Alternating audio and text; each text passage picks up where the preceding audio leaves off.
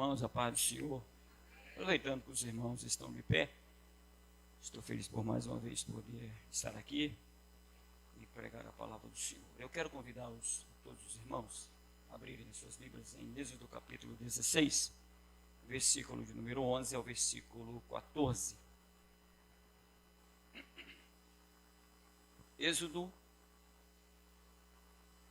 capítulo 16, 11 ao 14. Os irmãos acharam? Digam amém.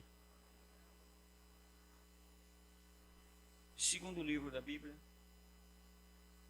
diz assim: E o Senhor falou a Moisés, dizendo: Tenho ouvido as murmurações dos filhos de Israel. Fala-lhes, dizendo: Entre as duas tardes comereis carne, e pela manhã vos fartareis de pão, e sabereis que eu sou o Senhor vosso Deus. E acontecendo que, à tarde, subiram cordonizes e cobriram o arraial, e pela manhã jazia o orvalho ao redor do arraial. E alçando-se o orvalho caído, eis que sobre a face do deserto estava uma coisa miúda, redonda, miúda como a geada sobre a terra. E vendo os filhos de Israel, disseram uns aos outros: Que é isto? Porque não sabia o que era. Disse-lhes, pois, Moisés: Este é o pão que o Senhor vos deu para comer. Os irmãos podem sentar. Meus irmãos, nós estamos nesta manhã, obrigado, nós estamos nesta manhã, e todas as manhãs do sábado e domingo, à noite, nós temos o privilégio de ouvir a palavra do Senhor. Nós somos um povo privilegiado porque Deus reservou, entre tantas outras palavras que Ele, palavras e palavras e palavras, Ele pegou e juntou a sua palavra e nos revelou. A história que eu acabei de ler, todos os irmãos conhecem, é sobre quando Deus mandou o maná para o povo de Israel no deserto. Existem coisas que só acontecem no deserto. Os filhos de Israel, Deus escolheu, tinha duas rotas, uma rota pelo litoral e a rota pelo deserto, para o povo chegar a Canaã. A Bíblia diz que Deus os levou pelo caminho do deserto. Não os levou pelo litoral, talvez por ser mais perto, mas porque havia guarnições filisteias, egípcias, e teria um grande problema se a guarnição do exército do Egito encontrasse com o povo de Israel. Obviamente que eles retornariam com o povo para o Egito. E Deus então escolheu o deserto. Nós às vezes não entendemos o porquê às vezes passamos pelo deserto. Mas se a gente folhear a Bíblia, a gente vai entender que no deserto acontecem coisas únicas, exclusivas. Só no deserto é que o maná desceu. Só no deserto é que a gente vai encontrar uma rocha jorrando água. São coisas únicas. Às vezes nós entramos no deserto, passamos por privações, somos atribulados, porque é no deserto que Deus quer nos revelar coisas únicas. Agora nós temos um problema aqui. Israel saiu do Egito, passou 430 anos, o povo estava formado, formou a nação, como Deus houvera dito a Abraão. E agora o povo sai do Egito. O primeiro obstáculo que eles encontram são os amalequitas e, obviamente, o Mar Vermelho. Deus abriu o mar para o povo de Israel. Contando do Egito até a descida do maná, dá mais ou menos 45 dias. O povo ficou maravilhado porque o Mar Vermelho se abriu. Tá. Mas quando dá mais ou menos 45 dias, o povo se esquece do que Deus houvera feito. rapidamente o povo esqueceu do que Deus fizera diante dos seus olhos. O povo de Israel esqueceu das maravilhas que ele operara, pelas pragas do Egito, pelos livramentos oferecidos até aquele momento, e a maior delas, a abertura do Mar Vermelho. Os seres humanos nós somos muito fáceis de esquecer as coisas. Muito fácil.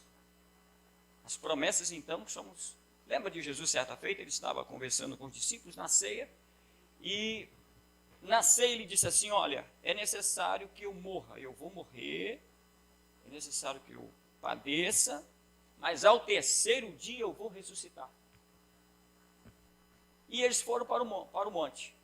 Jesus foi condenado, foi morto, sepultado, e 3 dias depois o povo já tinha esquecido a promessa.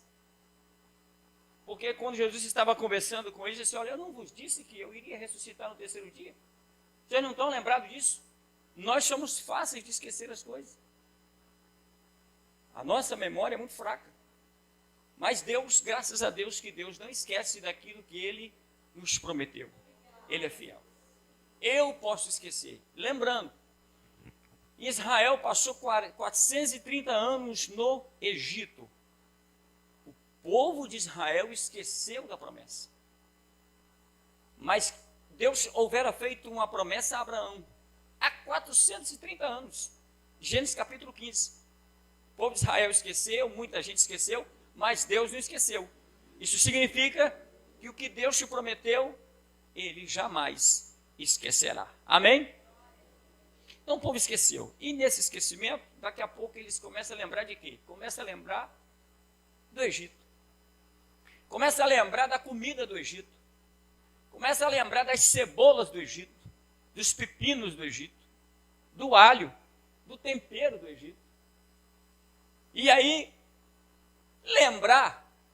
pode ser que lembrar das coisas do Egito é ruim? É, mas lembrar aqui do bom tempero e tal, não é tanto, mas a forma como se fez isso não foi agradável aos olhos de Deus, porque isto resultou em murmuração. E no versículo que eu acabei de ler, versículo 11, diz que, e tendo ouvido as murmurações, se você for para o capítulo 16, versículo 2, o povo murmurou também. Então, no lembrar do Egito, no lembrar das coisas do Egito, eles murmuraram contra Deus. Atribuíram a Deus aquele momento de escassez, que era o pão, que era a carne, que era a água, e murmuraram contra Deus. Muitas das vezes, nas nossas circunstâncias, nós criticamos a Deus, criticamos mesmo, murmuramos mesmo, porque a palavra murmurar significa falar mal pelas costas. Quer ver um exemplo de murmuração? Noemi, com a sua família, resolveu ir para a terra de Belém, para a terra de Moabe. Saindo de Belém, foi para a terra de Moabe. Saiu com dinheiro. Quando ela voltou viúva e os seus 2 filhos houveram morrido. Quando ela chega na cidade, a cidade faz uma festa para ela, e ela diz assim, olha, não me chameis de Noemi, ou seja, feliz, alegre, me chamais de Mara, amargura, eu estou amarga de espírito, eu estou triste. E por quê? Por que você está triste? Porque Deus me castigou, porque Deus se revoltou contra mim. É uma análise totalmente equivocada.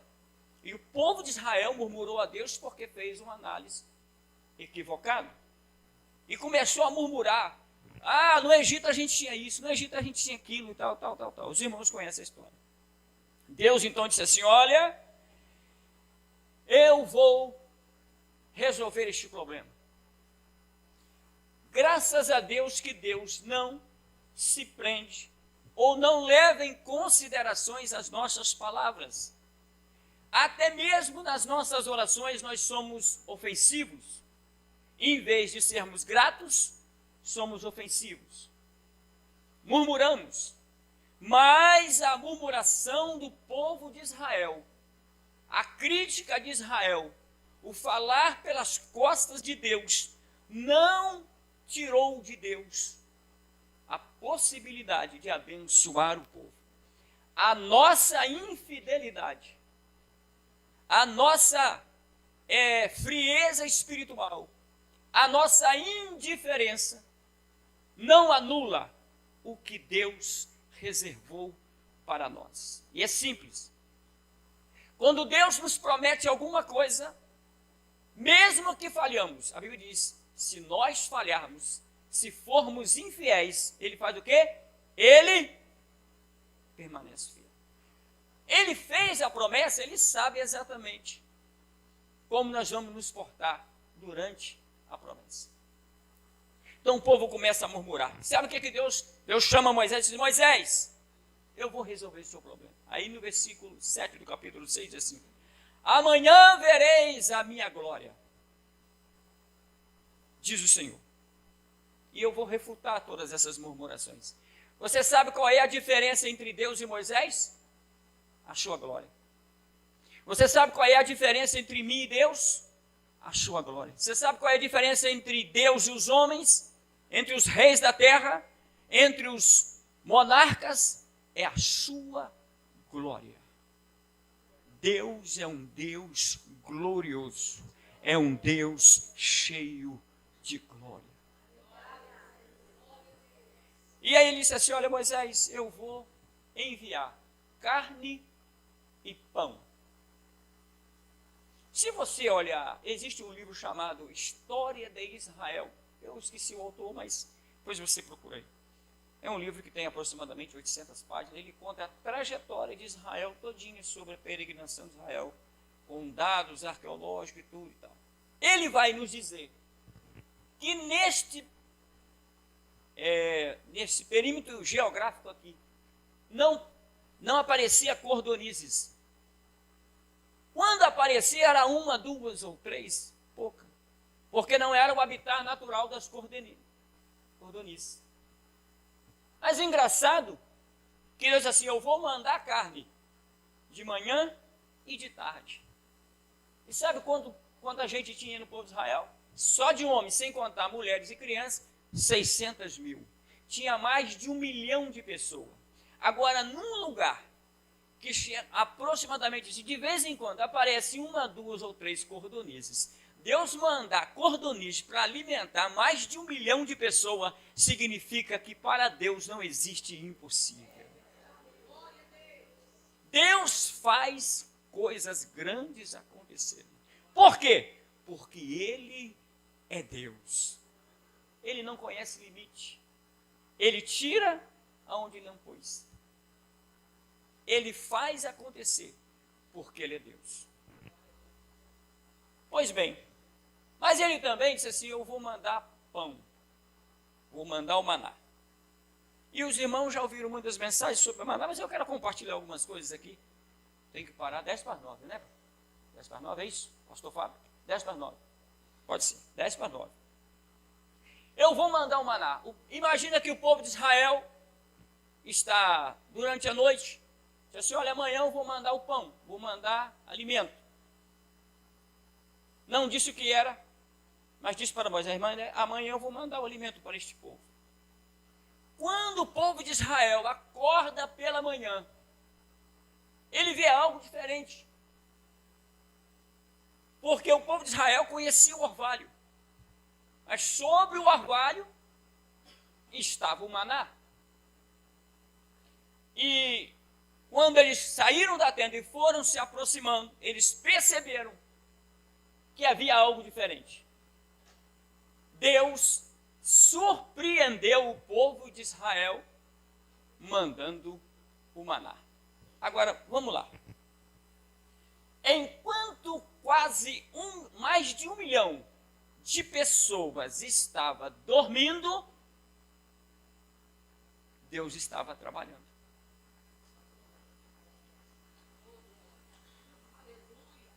Entenderam? Quase 2 milhões de pessoas dormindo durante a noite, dormindo tranquilamente. E durante a noite Deus estava trabalhando. E pela manhã o alimento já estava servido.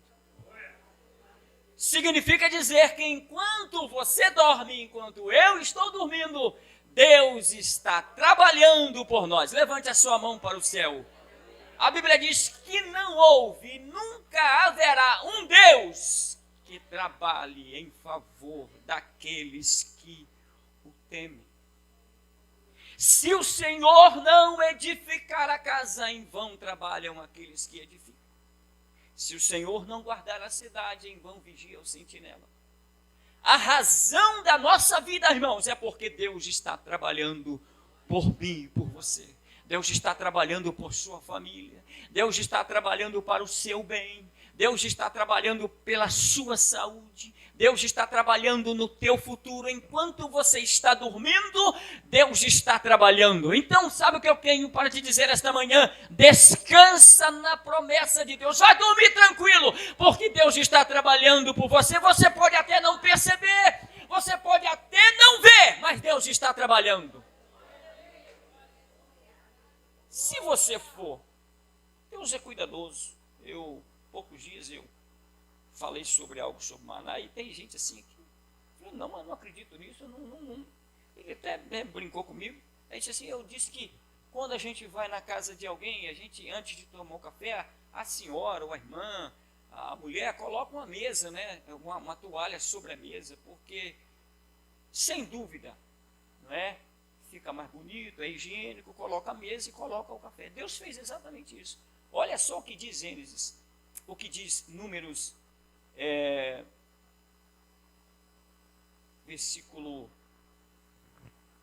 capítulo 11, versículo 9 de Números. E quando o orvalho descia de noite sobre o arraial, desceu o orvalho, o maná descia sobre ele. Deus jogava o orvalho, fazia descer o orvalho, impermeabilizava a terra, e sobre o orvalho descia o maná. Sabe o que é isso? Zelo, cuidado. Nunca diga que Deus te abandonou. Nunca diga que Deus não está cuidando de você. Deus cuida de você de uma maneira que você não entende. Ele cuida de nós de uma maneira especial. Eu aprendo algumas lições porque eu preciso correr um pouco. Tem hora que eu vou mais devagar, depois eu preciso correr, porque cada hora vai embora. E quando a gente começa a falar, aparece tanta coisa boa na mente e a gente precisa administrar isso. Meus irmãos, enquanto o povo de Israel estava dormindo, Deus mandou o maná. O maná foi feito aonde? Na terra? O maná foi produzido aonde? No céu. Deixa eu te dizer uma coisa em poucas palavras. Nossas vitórias, nossas conquistas, nossa vida, nosso trabalho, nossa saúde, nossa vida está no céu. Vem do céu. A sua vitória não está na terra. O seu sucesso não está na terra. As suas conquistas não estão na terra. Não tribute aos homens as suas conquistas. Não tribute aos homens a sua vitória. A sua vitória vem do céu. A sua vitória vem de Deus. Dê glória para Ele. Enalteça Ele. É dele que vem o seu recurso e a sua providência. Vem do céu. Vem de lá. O maná, ele tinha que ser colhido pela manhã, antes do sol nascer. Se demorasse a colher o maná e o sol pegasse nele, ele apodrecia. Mas engraçado, quanto tempo que Israel peregrinou no deserto? 40 anos. 40 anos. Quando o maná desceu, sabe o que Deus fez? Deus falou com Moisés assim: Moisés, faz uma caixa chamada Arca da Aliança e coloca na arca a vara de Arão, tábuas da lei e uma vasilha com. O maná que caía na terra, ele apodrecia à medida que o sol pegava. Então não era durável, ele tinha que ser colhido antes do sol. Mas me explica, mãe Esther.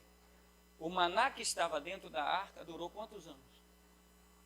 40 anos. Em poucas palavras, se os meus sonhos, se os meus projetos, se a minha vida estiver dentro da arca, o que representa a arca? A presença de Deus. Na minha vida não pode faltar a presença de Deus. Todos os meus planos, todos os meus sonhos, todos os meus pensamentos, toda a minha vida deve estar dentro da arca, deve estar sob os cuidados de Deus. E se estiver sob os cuidados de Deus, os meus planos não vão falir, os meus sonhos vão se realizar. Sabe por quê? Porque está na dependência do Senhor. E quando nós entregamos tudo na mão dEle, Ele nos dá vitória. Aleluia.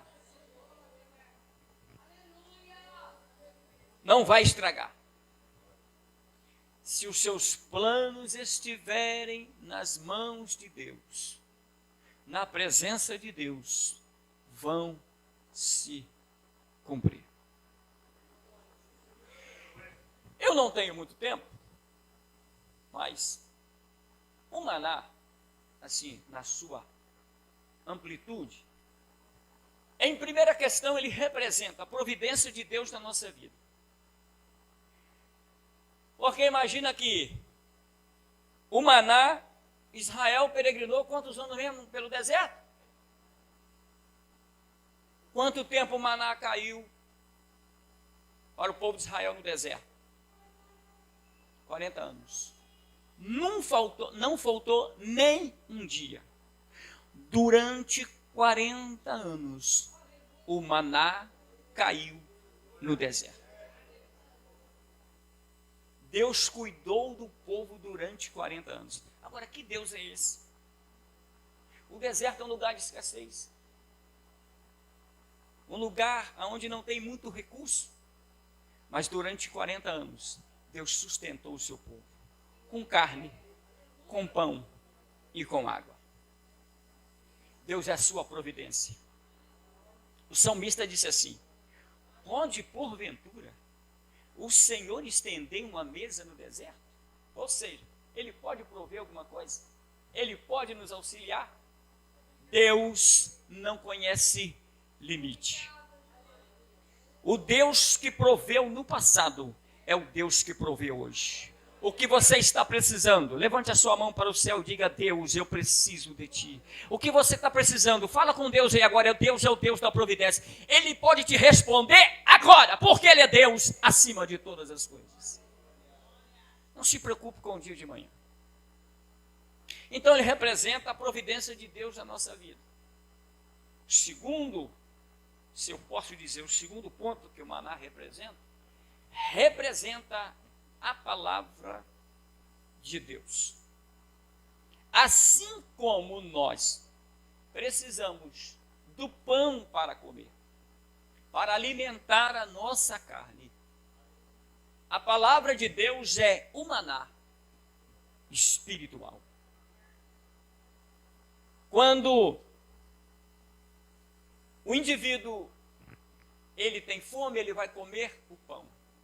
Significa a fome física. Agora o crente tem fome espiritual. E qual é o alimento do cristão? A palavra. Agora eu te pergunto, por quanto tempo mesmo o maná caiu para o povo de Israel no deserto? Quantos anos? Eles tinham que colher na segunda e depois na quarta e depois na sexta. Como é que era a colheita? Era o quê? Todo dia pela manhã, de madrugada, antes do sol nascer, tinha que colher o maná. Quem disse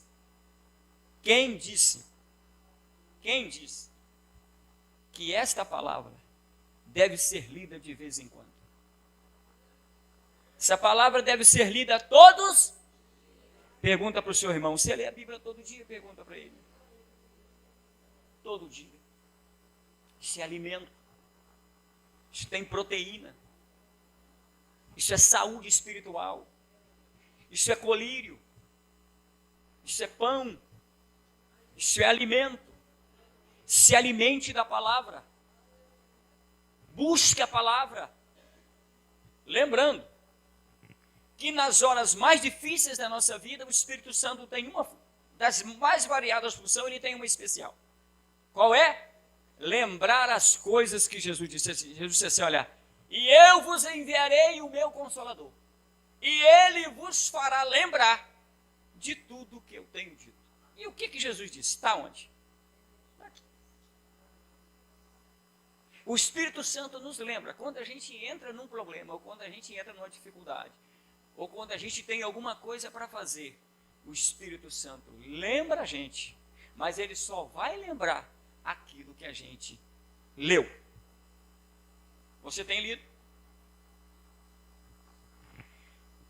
Por outro lado, o maná é símbolo, ele simboliza a providência divina. Por outro lado, simboliza a palavra de Deus. Agora, para mim encerrar, ele simboliza a pessoa de Jesus. Jesus, certa feita, estava com algumas pessoas, os fariseus, e eles pediam um milagre, queriam a despeito da sua divindade. E Jesus disse assim, olha, vocês me pedem um milagre, uma explicação. Ele disse, olha, o maná que o povo de Israel comeu no deserto veio do céu. Mas é isso que eu vos digo, eu sou o pão que desceu do céu. O escritor disse assim, olha, ao chão do orvalho caído, eis que sobre a face do deserto estava uma coisa grande, miúda. Agora, eu não entendo, irmã, o orvalho, segundo algumas outras referências, ele era do tamanho da semente de coentro, menor do que a semente de ervilha, bem pequenininho. Agora, que semelhança tem essa semente com a pessoa de Jesus? Ele disse que era uma coisa miúda, pequena. Por que os homens naquele tempo não deram valor à pessoa de Jesus? Não o valorizaram. Me lembro bem quando ele foi perante Herodes, a Bíblia diz que Herodes olhou para ele e disse, olha, está vindo o rei dos judeus. E Herodes olha para ele, não vê ele com a espada, não tem coroa, não tem o exército, não tem escudo, não tem história de guerras vencidas. Aí ele disse assim, esse é o rei? Por quê? Porque Jesus era, a Bíblia diz que ele era semelhante a todos os homens. Quando alguém olhava para ele, não havia nada de diferente. Isto no sentido humano. Ele era pequeno na estatura. Não tinha influência. Mas tem uma coisa. Ele tão pequeno, ele é maior do que todos. Quando alguém olhava para ele era igual aos outros demais homens. Mas ele era diferente. Ele é o maior dos maiores. Naquela pessoa simples, pequena, para os homens insignificante, não tendo aparência, não sendo tendo um corpo de modelo, para os homens ele era um homem comum, mas para Deus ele era o Filho de Deus.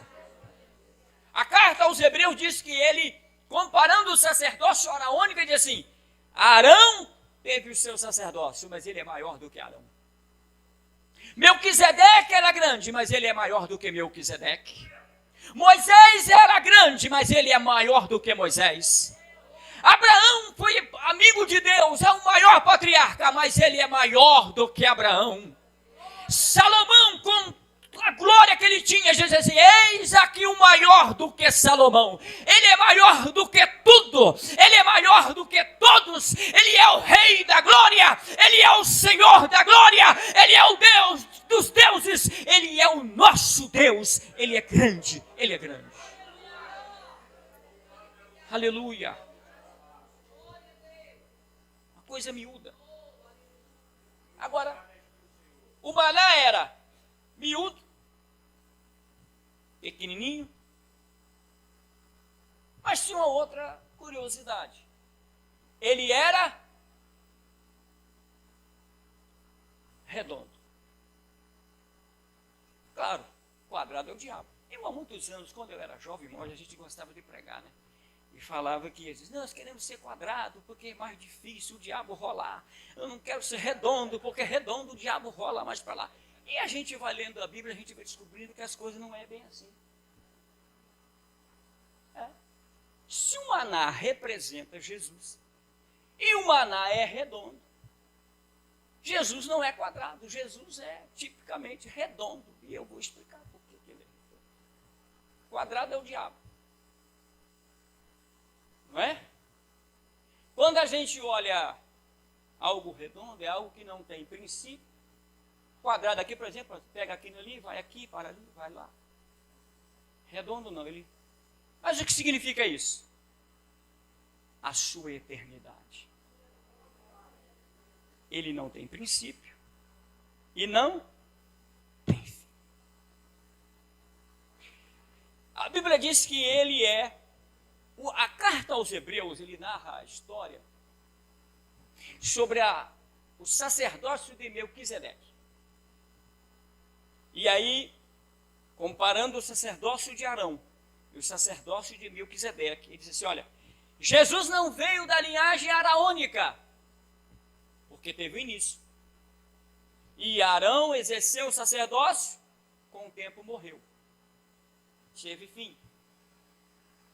Mas o sacerdócio de Jesus não é segundo a linhagem de Arão, mas segundo a linhagem de Melquisedeque. Que o escritor aos Hebreus diz assim, não teve princípio, não teve pai, não teve mãe, não teve princípio de dias e tal, e vai falando. E aí até alguém diz assim, não, Melquisedeque não teve pai, não, porque não se descobriu a linhagem terrena. Significa dizer que, olha só, Jesus foi o único ser, eu nunca vi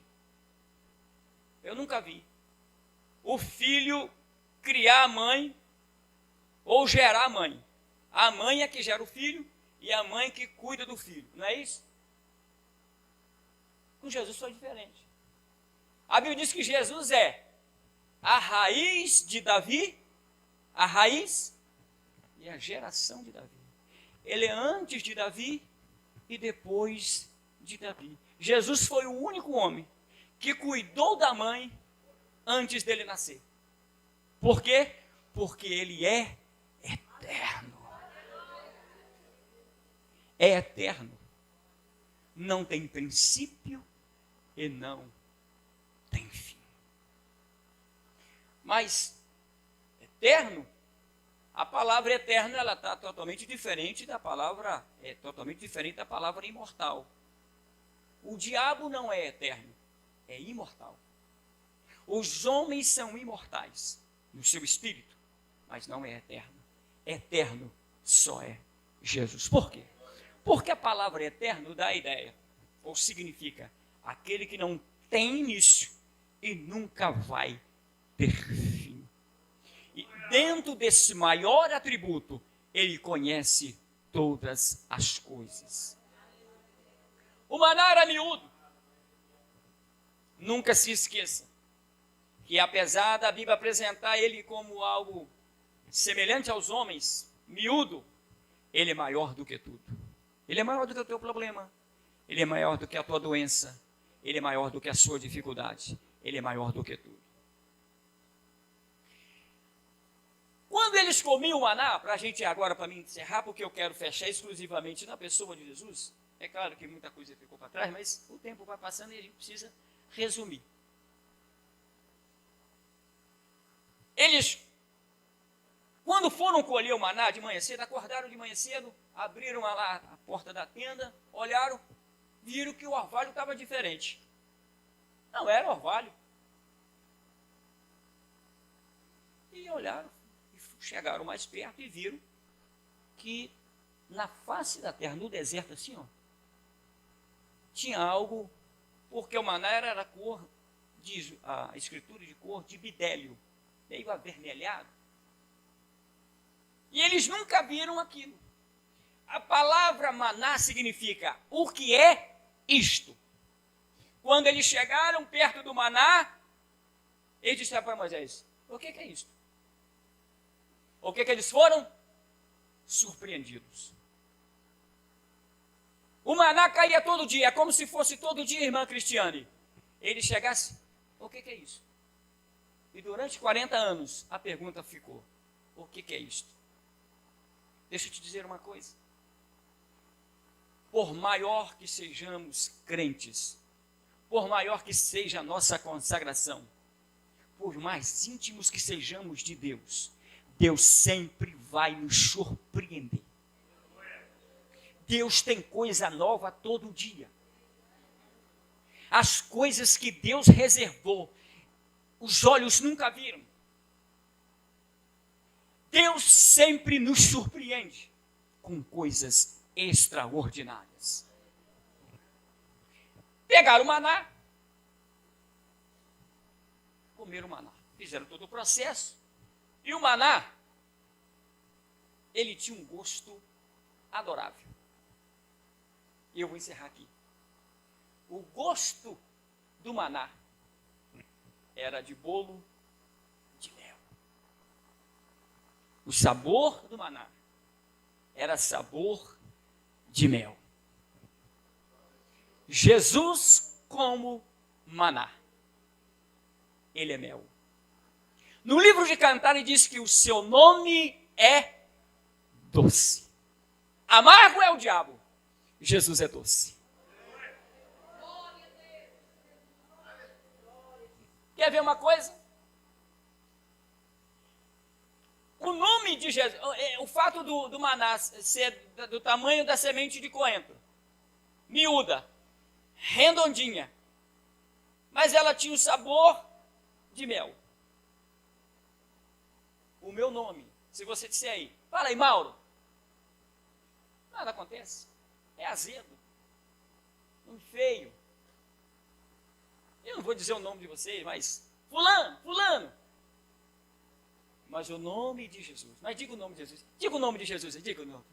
Jesus, que nome doce. Vamos dizer todo mundo junto, vamos lá, 1, 2, 3. De novo. Diga com inspiração. É um nome doce.